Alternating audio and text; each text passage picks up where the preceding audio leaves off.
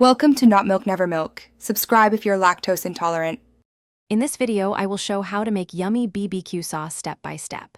Start by laying out ketchup, brown sugar, apple cider vinegar, mustard, Worcestershire, and hot sauce, then measure spices into small bowls.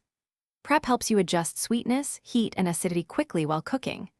I will guide you through simmering, tasting, and balancing flavors so you achieve a glossy, pourable sauce perfect for ribs, chicken, or burgers.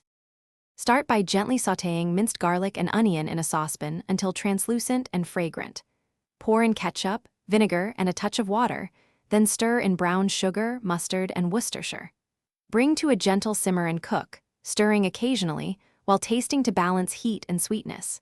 Finish with a splash of hot sauce or a pinch of smoked paprika for depth, then cool slightly before using or store. Taste frequently and tweak one element at a time to avoid overdoing any flavor.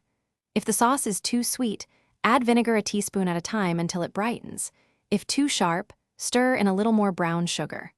For deeper smoke, add a few drops of liquid smoke or 1/4 teaspoons smoked paprika and raise heat with hot sauce gradually.